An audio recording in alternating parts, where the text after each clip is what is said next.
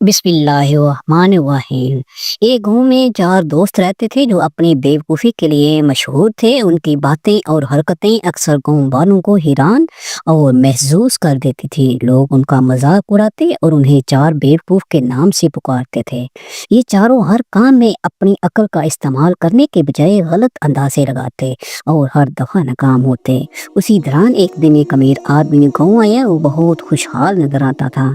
खूबसूरत घोड़े पर सवार, शानदार कपड़े पहने और अपने सामान से लदे हुए थैले के साथ इसकी आमद पूरे गांव में मौजू गुफ्तगू बन गई। चारों दोस्त उस अमीर आदमी को देखकर हैरत में पड़ गए। पहला बेवकूफ बोला, यह आदमी इतना अमीर क्यों है? ये तो आम इंसान की तरह लगता है, लेकिन उसके पास इतनी दौलत कहाँ से आई?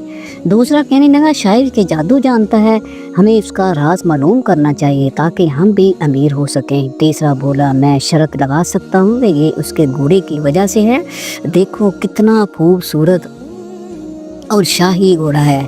चौथे ने कहा, नहीं, ये उसके कपड़ों का कमाल है, वो उसके थैले में जादुई खजाना होगा, हमें इसे मालूम करना चाहिए। चारों ने मशवरा किया कि वो अमीर आदमी के पास जाकर उसे पूछेंगे कि वो इतना मालदार कैसे बना। चारों बेवकूफ़ अमीर आदमी के पास पहुंचे और इंतहाई अदब से कहा, जनाब, आप हमें बहुत अमीर लगते हैं, हम जानना चाहते हैं कि आपने इतनी दौलत कैसे हासिल की, हमें भी वो तरीका सिखाएं ताकि हम भी अमीर बन सकें। अमीर आदमी ने उनकी आदत देखकर मुस्कुराते हुए कहा, अमीरी का कोई जादू तरीका नहीं होता, मैंने अपनी दौलत मेहनत, अक्ल और अच्छे फैसलों से कमाई है। अगर तुम ये तीन काम कर सकते हो तो तुम भी अमीर हो सकते हो। ये बात सुनकर चारों बेवकूफ वापस लौट आए, लेकिन उन्होंने अमीर आदमी की बात को ठीक से समझा नहीं। वो हर चीज़ को अपने अजीब अंदाज में देखने लगे। चारों दोस्तों ने बैठकर अमीर आदमी की बात पर गौर किया।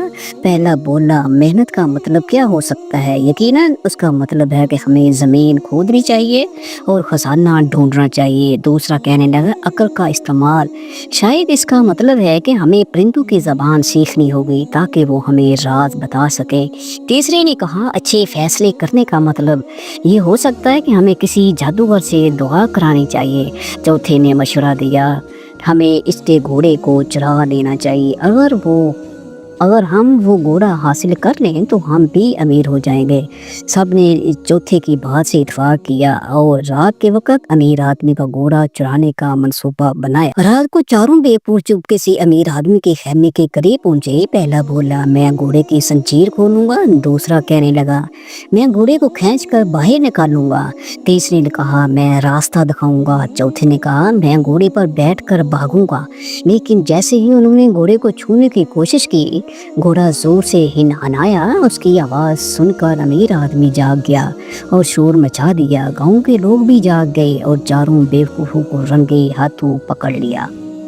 गांव के बुजुर्गों ने चारों को गांव के चौराहे पर लाकर सबके सामने सरनश की। बुजुर्गों ने कहा, तुम लोगों ने जो किया वो न सिर्फ बेवकूफ़ी थी, लेकिन बहुत बड़ी गलती भी। अमीर बनने के लिए मेहनत, अक्ल और समझदारी की ज़रूरत होती है, न कि किसी का माल चुराकर या जादू के चक्कर में पड़कर।